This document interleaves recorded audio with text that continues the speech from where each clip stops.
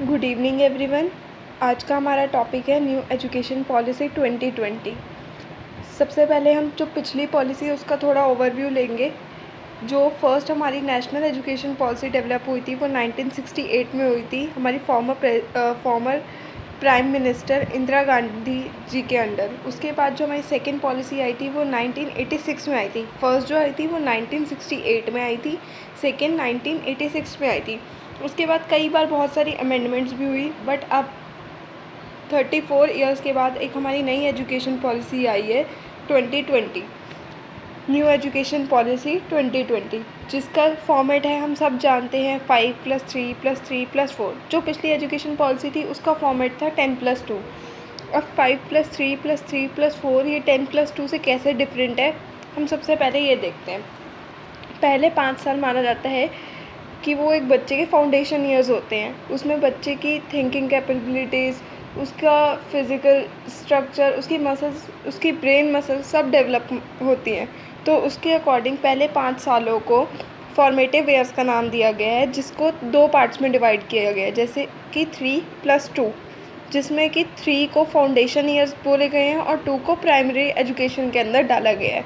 यानी पहले 3 साल बच्चे का प्री स्कूल होगा, जो कि आंगनवाड़ी, बाल वाटिका या कोई भी आप private school, for example nursery, KG, यही वाली क्लासेस होंगी। उसके बाद 2 में क्या होगा, फर्स्ट और सेकंड क्लास होगी।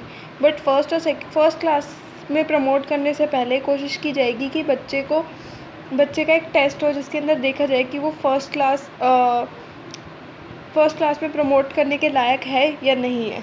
उसके बाद अगर हम 3 की बात करें, नेक्स्ट 3 ईयर्स, उसमें एक्सपेरिमेंट लर्निंग और थ्योरी बेस्ड लर्निंग पे दोनों पे साथ फोकस किया जाएगा, जैसे कि साइंस, मैथ्स, हिस्ट्री, इन सब के बारे में पढ़ाया जाएगा, जिसमें कोशिश की जाएगी कि बच्चे को थ्योरेटिकल सब्जेक्ट्स भी पढ़ाए जाए और साथ साथ उन थ्योरीज़ को प्रैक्टिकल अप्रोच में या फिर एक्सपेरिमेंटल वे में कैसे देखा जाता है वो किया जाए।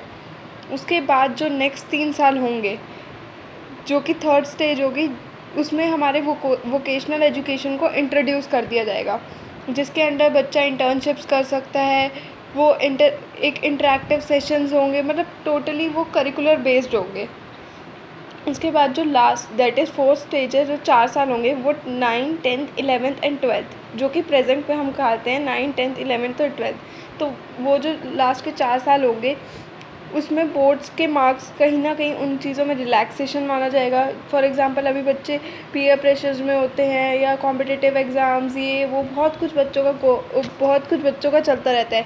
बट ये जो लास्ट के 4 साल होंगे, इनमें जो पिछले जितने भी सालों में, फॉर एग्ज़ाम्पल पहले 5 साल बच्चे के फॉर्मेटिव ईयर्स, नेक्स्ट 3 साल बच्चे के थ्योरी और एक्सपेरिमेंट बेस्ड, उसके नेक्स्ट 3 साल बच्चे के इंटरैक्टिव और वोकेशनल स्टडीज़ बेस्ड, और जो लास्ट के 4 साल होंगे वो इन पिछले सालों का कंबाइंड मिक्सचर होगा, जहाँ पे बच्चे को बोर्ड भी अटैम्प्ट्स करने पड़ेंगे। मतलब वो एक मल्टीटास्किंग हो जाएगा, जहाँ बच्चे वोकेशनल स्टडीज़ पे भी फोकस करेंगे, जहाँ बच्चे अपनी एक्स्ट्रा करिकुलर एक्टिविटीज़ पे भी फोकस करेंगे, और जहाँ वो अपनी एकेडमिक बेस्ड जो एजुकेशन होगी उसको भी लेंगे।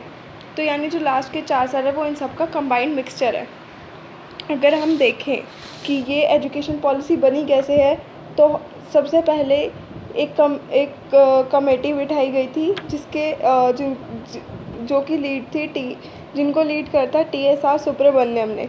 उसके बाद जब उनका ड्राफ्टिंग रिपोर्ट सबमिट हो गई, उसके बाद एक इसरो के साइंटिस्ट हैं कृष्ण स्वामी, उनके अंडर भी एक कमेटी बिठाई गई। फिर इन 2 कमेटीज़ की जो ड्राफ्टिंग रिपोर्ट्स थी उनको कंबाइन करके न्यू एजुकेशन पॉलिसी बनाई गई है। इस एजुकेशन पॉलिसी के 5 पिलर्स हैं।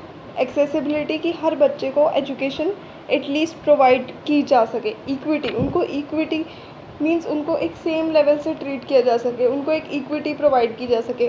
थर्ड, क्वालिटी हो। फोर्थ, अफोर्डेबिलिटी हो, मीन्स एजुकेशन लेस एक्सपेंसिव हो। और फिफ्थ, अकाउंटेबिलिटी यहाँ पे किस लिए स्टैंड करती है कि जो बच्चा पढ़ रहा है उसके लेकर उसकी टीचर अकाउंटेबल होगी, कि अगर बच्चे की ग्रोथ नहीं हो पा रही है तो एक टीचर के पास वैलिड रीजंस हो कि ये रीजंस है जिस वजह से बच्चे की ग्रोथ नहीं हो पा रही है। इसके अलावा कुछ इसके लॉन्ग टर्म एजेंडाज हैं, कुछ इसके शॉर्ट टर्म एजेंडाज हैं। लॉन्ग टर्म एजेंडाज यही हैं, सस्टेनेबल डेवलपमेंट, उसको ग्लोबल नॉलेज हो, उसको एक वाइब्रेंट, जो अपकमिंग जो जनरेशन है वो एक वाइब्रेंट नॉलेज वाली सोसाइटी डेवलप कर पाए।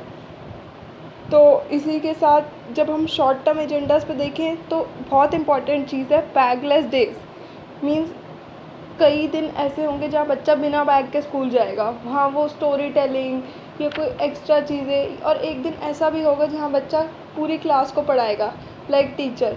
तो ये बहुत इम्पॉर्टेंट चीज़ें हैं जो अब इस बार ऐड की गई हैं। यही थे लॉन्ग टर्म और शॉर्ट टर्म एजेंडा।